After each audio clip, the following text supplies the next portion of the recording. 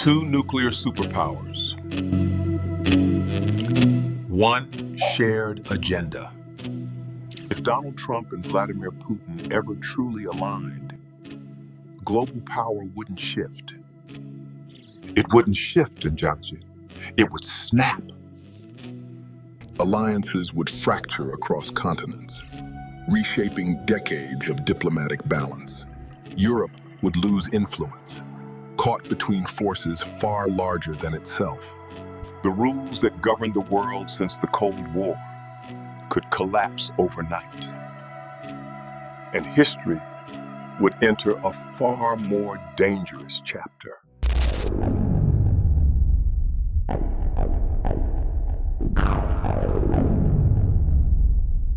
Imagine waking up tomorrow to this headline. Washington and Moscow announce joint security framework. NATO members in emergency session. Not a peace treaty, not a ceasefire. A framework. The kind of word diplomats use when they're rewriting the rules without admitting they're rewriting the rules. Now imagine the follow-up 6 hours later. Brussels isolated as U.S. Russia energy pact bypasses EU sanctions. And then, by evening, China responds. The world has changed. We are prepared. This isn't science fiction. This is what geopolitical collapse looks like in real time. Because here's what most people don't understand. The current world order, the one where NATO matters, where the UN Security Council pretends to have authority, where international law is more than a polite suggestion, doesn't exist because everyone agrees it should.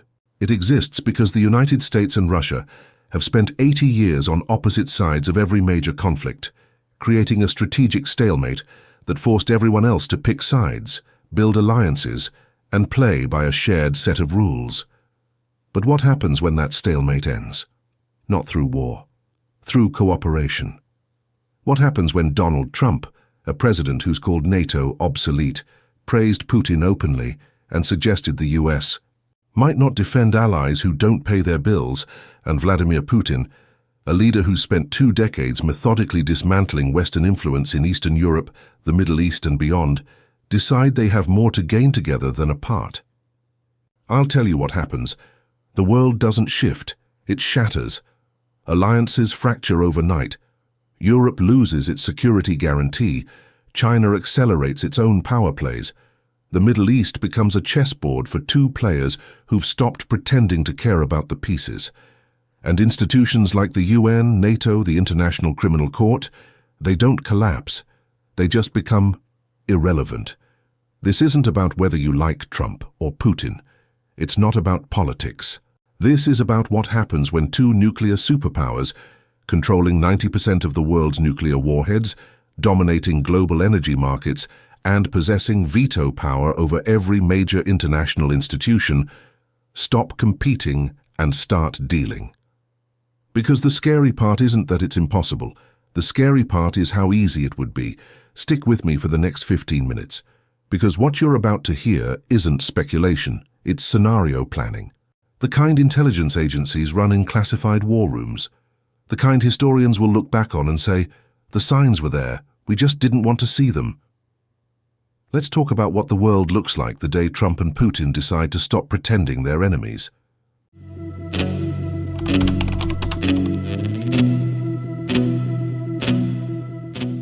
Let's start with the most uncomfortable truth. The United States and Russia don't just have nuclear weapons, they are the nuclear equation. Here are the numbers that keep defense analysts awake at night. Total global nuclear warheads, approximately 12,500. U.S. arsenal, 50,044 warheads, 1,770 deployed, 1,938 in reserve, 1,536 retired awaiting dismantlement. Russian arsenal, 5,889 warheads, 1,674 deployed, 2,815 in reserve, 1,400 retired. Do the math. That's 11,133 warheads between 2 countries.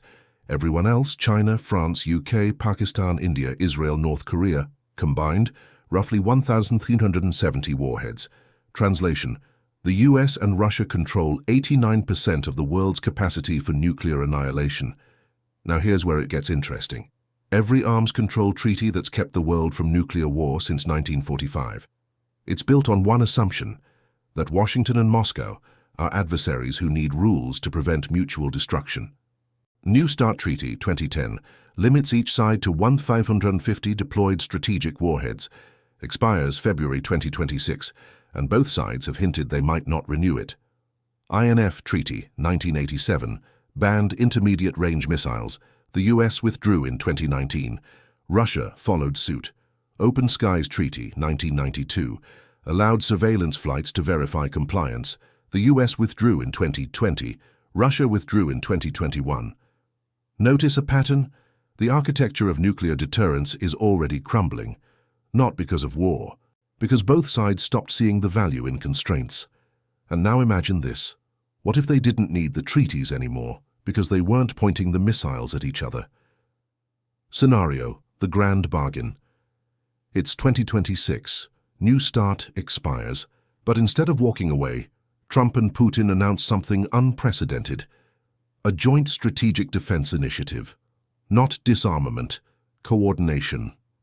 Both nations agree to share early warning radar data, meaning each can detect missile launches from third parties, China, North Korea, before they become threats. Both nations commit to joint ballistic missile defense research, pooling technology the rest of the world can't access. Both nations pledge mutual non-aggression in nuclear posture, reorienting their arsenals away from each other and toward emerging threats. Sounds reasonable, right? Now watch what happens next. Europe's nuclear umbrella disappears. For 75 years, European security has rested on one promise. If Russia attacks a NATO member, the United States will respond, including with nuclear weapons if necessary. That's not a treaty clause. That's a psychological deterrent. The belief that Moscow wouldn't risk a nuclear exchange with Washington over Estonia or Poland.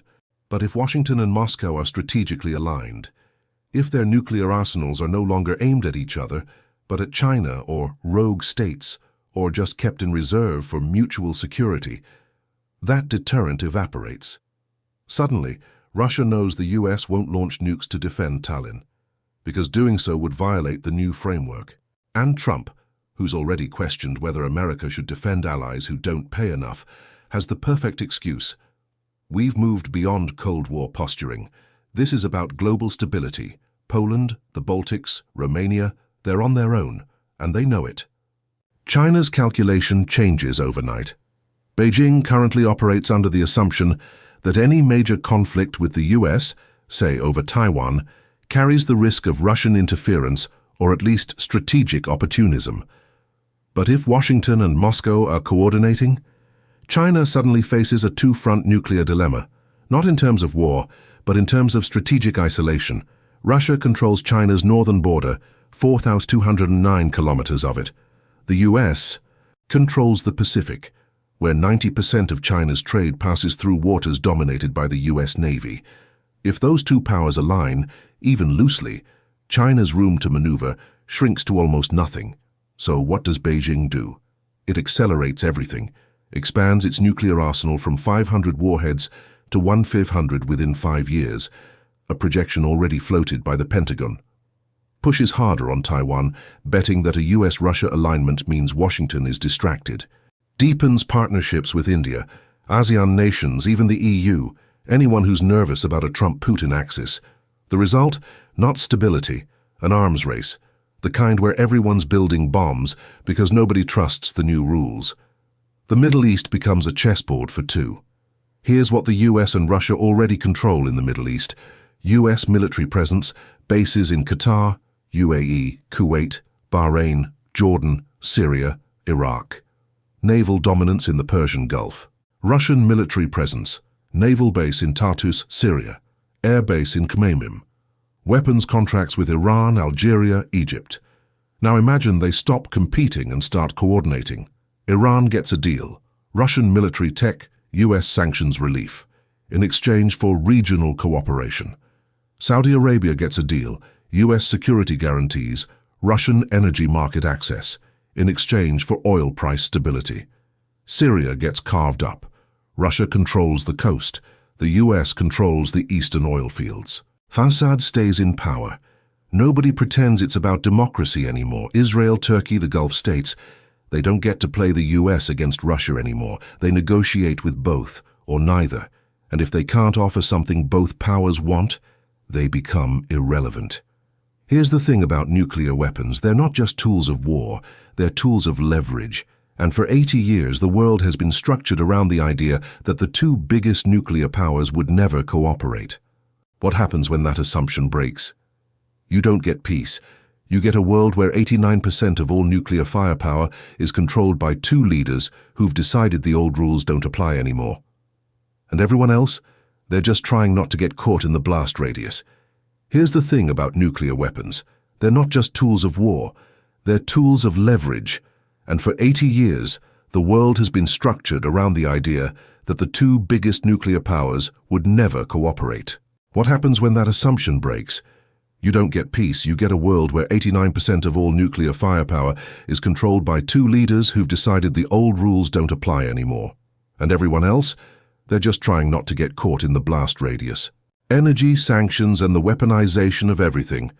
Nuclear weapons get the headlines, but energy is how you actually control the world, because you can threaten someone with a missile, but you can starve them with a pipeline, and if Trump and Putin ever truly aligned, the first battlefield wouldn't be military, it would be economic, and it would be devastating. Let's talk about what these two countries control when it comes to energy. Russia, 17% of global natural gas production, 12% of global oil production. World's largest exporter of natural gas to Europe via pipeline controls, critical energy corridors through Ukraine, Belarus, and the Baltic Sea, Nord Stream routes. United States, 19% of global oil production, largest producer as of 2023, 24% of global natural gas production, world's largest exporter of liquefied natural gas, LNG, the stuff Europe has been desperately buying to replace Russian pipeline gas combined. That's 36% of global oil and 41% of global natural gas. Now imagine they stop competing for market share. Imagine they start coordinating. The energy cartel nobody saw coming. Here's the scenario. Trump and Putin sit down, maybe in Helsinki, maybe in Mar-a-Lago, doesn't matter, and they make a deal. We control the energy. Let's stop undercutting each other and start setting the terms. Not OPEC, not OPEC plus. Something new entirely. A U.S. Russia energy coordination framework. Informal, no treaty, just two producers who agree to stabilize oil prices at $85.95 per barrel, high enough to keep both economies humming, low enough to avoid triggering a global recession that kills demand. Coordinate natural gas exports to Europe. Russia sells pipeline gas to Eastern Europe at competitive rates. The U.S. sells LNG to Western Europe at slightly higher rates. Europe pays more overall, but never enough to justify the pain of switching suppliers entirely. Jointly develop Arctic energy reserves, split the drilling rights, share the infrastructure costs, flood the market in 10 years when demand spikes. What does Europe do? Nothing. Because it has no alternatives. Europe produces less than 3% of the natural gas it consumes. The rest is imported. Renewable energy is growing, but still only accounts for 22% of EU energy consumption as of 2024. The rest? Fossil fuels. Europe's strategic gas reserves can sustain consumption for roughly 3 to 4 months if all imports stop. After that, blackouts, industrial shutdowns, economic collapse. Translation: Europe doesn't have leverage, it has dependency. And if the US and Russia are coordinating, Europe's dependency becomes a weapon. Sanctions become worthless. Right now, the entire Western sanctions regime against Russia depends on one thing: the threat that violating sanctions means losing access to the US financial system. But what happens when the US selectively enforces those sanctions?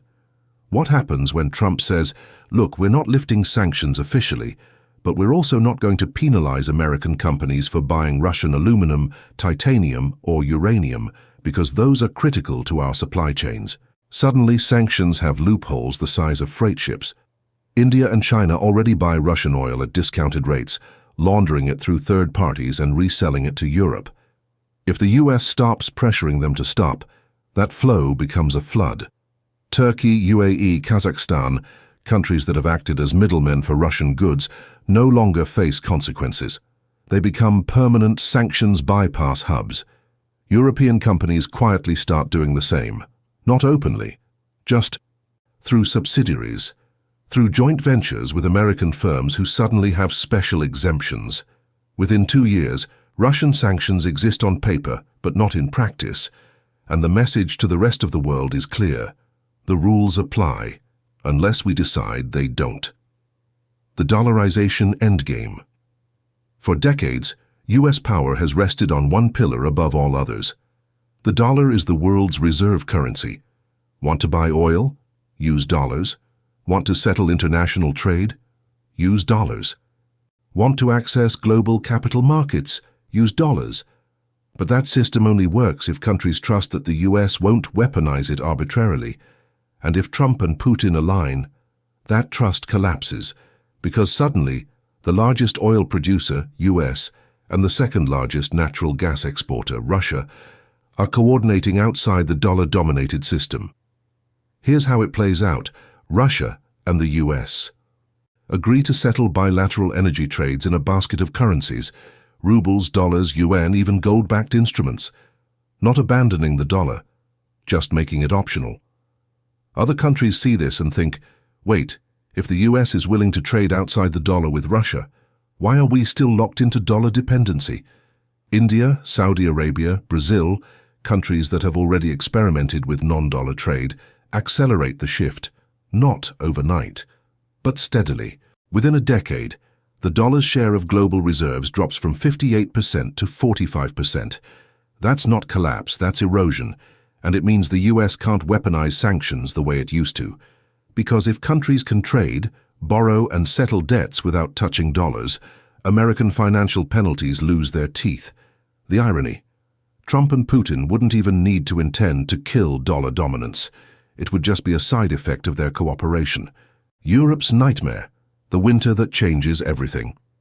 Let's get specific. It's January 2027. A polar vortex hits Europe. Temperatures drop to record lows. Energy demand spikes. Normally, Europe would buy emergency LNG from the U.S. pressure Russia to increase pipeline flows, tap strategic reserves. But in this scenario, the U.S. says, we'd love to help, but our own domestic demand is high. We can ship you LNG at $90 per million BTU instead of the usual $45. Take it or leave it. Russia says, we can increase flows, but only to countries that agree to long-term contracts at our prices. No short-term spot market games. Europe's strategic reserves, already half depleted from the previous winter. Germany, France, Italy, they cave. They sign long-term energy contracts at prices they swore they'd never accept. They agree to consultation frameworks that give Moscow and Washington veto power over future EU energy policy. And just like that, Europe's sovereignty becomes negotiable, not because of an invasion, because of a thermostat. Here's the bottom line: military power gets you fear, energy power gets you control, and if Trump and Putin ever coordinated on energy policy, even informally, even partially, the entire global economy would have to choose: play by the new rules, or freeze in the dark. The collapse of alliances, and what replaces them. Alliances are built on one thing: shared threats. NATO exists because of the Soviet Union, then because of Russia. The EU integrated because war-torn nations needed collective security. The US-Japan alliance, China and North Korea, US-South Korea, same thing. Every major alliance in the world today is built on the assumption that certain powers will always be adversaries. So what happens when the biggest adversarial relationship of the past 80 years stops being adversarial? The alliances don't just weaken, they become obsolete. NATO's existential crisis. Let's be brutally honest about what NATO is in 2026, a military alliance designed to counter Russian aggression, funded primarily by the United States, and whose credibility depends entirely on the belief that America will defend its members. Now let's run the scenario. Trump returns to office. He's already called NATO obsolete, demanded members pay more, and suggested the US might not honor Article 5, the Mutual Defense Clause, if countries don't meet their spending commitments. Putin, meanwhile, has spent 2 decades testing NATO's resolve. Crimea, Donbass, hybrid warfare in the Baltics, cyber attacks on member states. But what if they make a deal? Not publicly, just an understanding. Trump agrees to reduce U.S. troop presence in Eastern Europe, not a full withdrawal, just a rebalancing to focus on the Pacific. Putin agrees to freeze territorial expansion in Eastern Europe. No new invasions, but also no withdrawal from Crimea or Donbass. Both agree to de-escalate military posturing, fewer naval exercises in the Baltic, fewer bombers near each other's airspace, fewer proxy confrontations in Syria or Libya. What does NATO do? It keeps meeting, it keeps issuing statements, it keeps existing, but nobody believes in it anymore. Because the entire premise, Russia is a threat that requires American protection, just got undercut by the American president. Eastern Europe spirals into panic. Poland, Lithuania, Estonia, Latvia, Romania. These countries didn't join NATO because they love Brussels bureaucracy. They joined because they're terrified of Russia, and for 20 years they believed that American power would deter Moscow, that U.S. troops on their soil meant safety. But if Trump and Putin align, those troops become hostages to the new arrangement. They stay there not to protect Eastern Europe, but to make sure Eastern Europe doesn't do anything stupid, like trying to arm Ukraine, or pushing for tougher sanctions, or developing their own nuclear programs. So what do these countries do? Option 1. They scramble to cut their own deals with Moscow. Hungary's already there. Viktor Orban has maintained friendly ties with Putin throughout the Ukraine conflict. Poland might follow, not out of love for Russia but out of pragmatic terror. If America won't protect them and Western Europe won't fight for them, better to negotiate from a position of limited leverage than wait to be squeezed. Option 2. They try to go nuclear. This is the nightmare scenario. Poland, already hosting U.S. nuclear weapons on its soil as part of NATO sharing agreements, quietly begins exploring indigenous nuclear weapons development.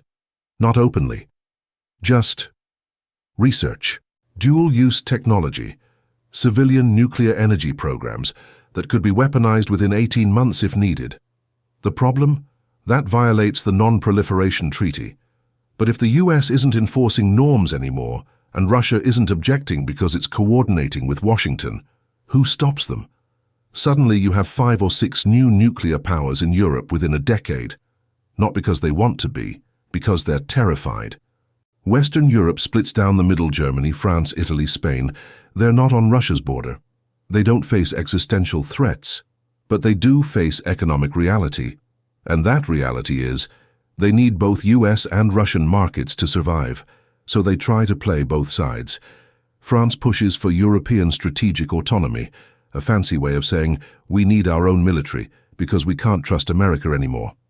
Macron's been saying this since 2019. Now it's urgent. Germany quietly restarts negotiations on energy deals with Russia. Not Nord Stream 2, that ship sailed, but new frameworks, new pipelines through Turkey or the Balkans, anything to secure gas without full dependence on US LNG. Italy just wants to avoid economic collapse. It'll align with whoever offers the best deal. The result?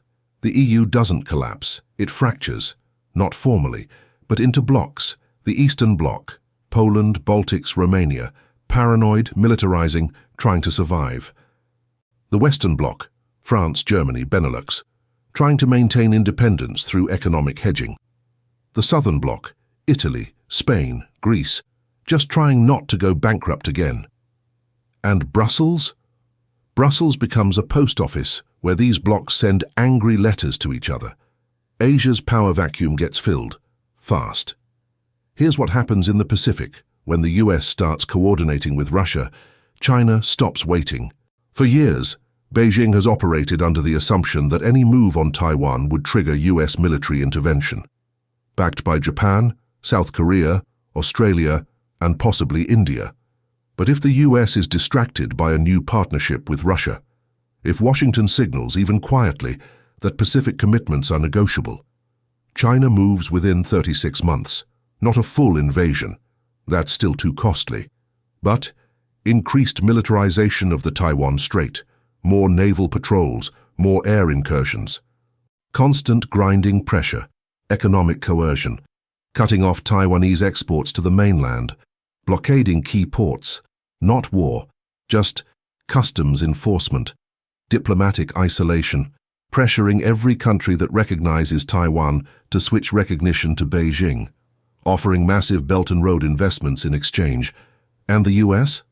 The U.S. issues statements, strong statements, deeply concerned statements, but no carriers deploy, no red lines are drawn.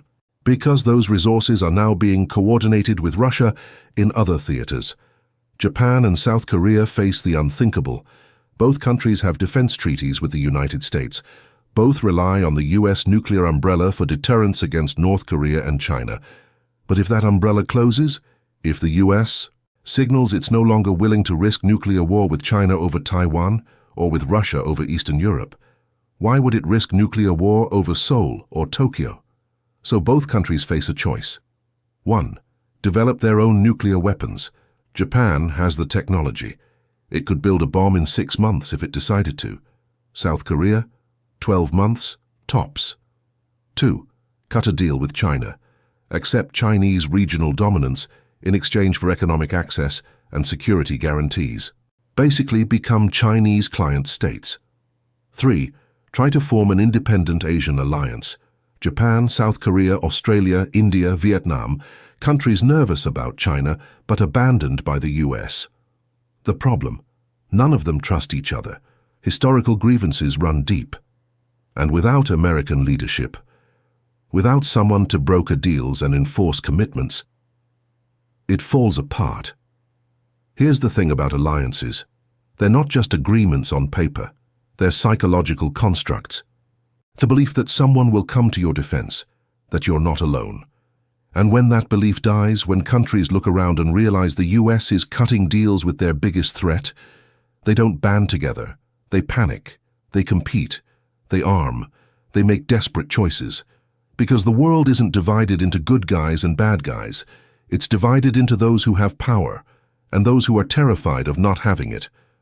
And right now, in this scenario, the only two people who definitely have power are sitting across from each other, smiling. The institutions that die in silence. When empires fall, they fall with noise. Wars, revolutions, declarations. But when institutions die, they die quietly. No dramatic collapse, no final vote, just irrelevance. A slow fade from authority to ceremony, from power to performance. And if Trump and Putin ever truly aligned, the institutions that have governed global order since 1945 wouldn't collapse overnight. They'd just stop mattering. The United Nations, from arbiter to audience. Let's start with the big one. The United Nations was designed with one core mechanism to prevent global catastrophe, the Security Council. 5 permanent members, U.S., Russia, China, France, UK, each with veto power over any resolution. The idea? Force the great powers to negotiate. Make sure no major decision happens unless everyone agrees, or at least doesn't object strongly enough to veto.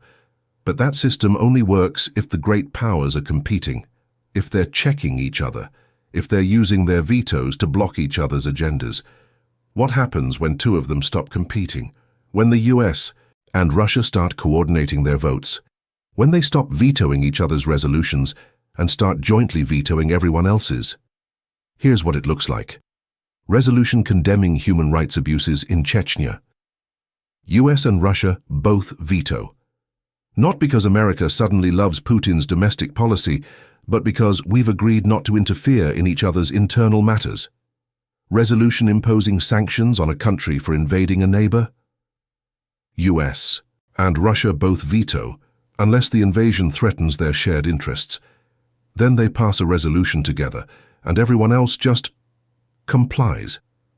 Resolution calling for arms control verification? Veto.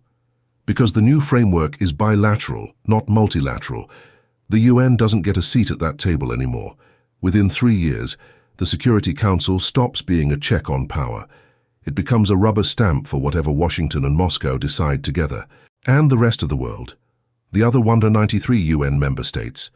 They keep showing up, they keep giving speeches, they keep voting in the General Assembly. But everyone knows those votes don't matter, because the only votes that ever mattered were the 5 vetoes, and 2 of them now vote as a bloc. The International Criminal Court, powerless by design, ignored by default. The ICC was always toothless. It has no army, no enforcement mechanism. It relies entirely on member states agreeing to arrest and extradite suspects. But it had symbolic power, the power to shame, to isolate, to make leaders think twice before committing atrocities. That power dies the moment Trump and Putin coordinate. Here's why. Neither the US nor Russia are ICC members. They've never recognized its jurisdiction, but they've tolerated it as long as it didn't threaten their allies. Now imagine the ICC tries to issue an arrest warrant for someone Washington or Moscow wants protected. The response is unified and immediate. The ICC is a politicized institution that undermines national sovereignty. We will not cooperate, and any country that attempts to enforce this warrant will face economic consequences. Not a threat of war, just a hint that trade deals might be reconsidered, that energy shipments might be delayed, that investment might go elsewhere. And suddenly no one enforces the warrant, not because they don't want to, but because they can't afford to. The ICC keeps operating, it keeps issuing indictments, but nobody's arresting anyone anymore. It becomes a human rights think tank with a fancy title, nothing more. The World Trade Organization, death by 1,000 bilateral deals. The WTO was built on a simple idea: multilateral trade rules. Everyone plays by the same standards. Disputes get resolved through arbitration, not tariffs. But that only works if the biggest economies participate in good faith. And if Trump and Putin align, good faith dies. Here's the playbook. The US continues its trend of ignoring WTO rulings. Tariffs on Chinese goods, European steel, Russian aluminum, national security exemptions. The WTO says that's illegal. The US shrugs. Russia, emboldened, does the same. Ignores WTO dispute rulings, implements retaliatory tariffs without going through the process. When challenged, points to US behavior. Why should we follow rules they don't follow? Both countries shift to bilateral and regional trade deals that bypass WTO frameworks entirely. The US cuts deals with India, Vietnam, and Indonesia. Russia deepens its Eurasian Economic Union ties. Neither negotiates through the WTO anymore. Within 5 years, the WTO's dispute resolution mechanism handles 60% fewer cases, not because there are fewer disputes, because nobody files them anymore. They know the rulings won't be enforced, so they just negotiate directly, or impose tariffs and let the other side retaliate. The WTO becomes a library of old agreements nobody reads. NATO, again, the alliance that becomes a liability. We talked about NATO fracturing, but let's talk about what happens to the institution itself. NATO has a headquarters in Brussels. It has a Secretary General. It has committees, working groups, joint exercises. It has bureaucracy, and bureaucracies don't disappear. They just become performative. Here's what NATO looks like in 2029 if Trump and Putin align. Annual summits still happen. Leaders fly to Brussels. They take photos. They issue communiques. But the communiques are meaningless. Vague language about shared values and collective defense. No concrete commitments, no new deployments. Joint military exercises continue, but shrink. Fewer troops, fewer resources, fewer scenarios that involve actually defending Eastern Europe. Article 5, mutual defense, is never formally revoked. But it's never tested either, because everyone knows it won't be honored. And eventually someone asks the obvious question, why are we still paying for this? Germany, France, Italy, they start cutting defense contributions, not dramatically, just 2% here, 5% there. The US doesn't object, because the US is already reducing its own commitment, and suddenly NATO's budget drops by 30% over 5 years. The organization survives, but it's a museum. A monument to an alliance that used to mean something. The real death, the rules-based order. Here's what people don't understand. Institutions don't create order. They reflect it. The UN, NATO, WTO, ICC, they don't have power on their own. They have power because the most powerful countries agreed to participate, and they agreed to participate because following the rules was more profitable than breaking them. But when the two most powerful countries decide the rules are inconvenient, when they realize they can get what they want through bilateral coordination rather than multilateral negotiation, the rules don't bind them anymore. And once that happens, the rules don't bind anyone. Because if the US and Russia can ignore WTO rulings, why can't India? If they can veto UN resolutions at will, why should anyone care what the General Assembly votes on? If they can refuse ICC jurisdiction, why should any leader fear indictment? The answer, they don't. The institutions remain. But the order they were supposed to enforce, gone, replaced by a new system, one where power isn't checked by rules, it's checked by other power. And if you don't have enough power, you follow whoever does. Here's the terrifying part. None of this requires a declaration. No treaties get torn up, no buildings get demolished. It just happens, slowly, meeting by meeting, decision by decision. Until one day, historians look back and say, the rules-based international order died somewhere between 2025 and 2030. We're just not sure exactly when, because no one was watching the right thing. Everyone was looking for the dramatic moment, the crisis, the breaking point. They missed the slow suffocation.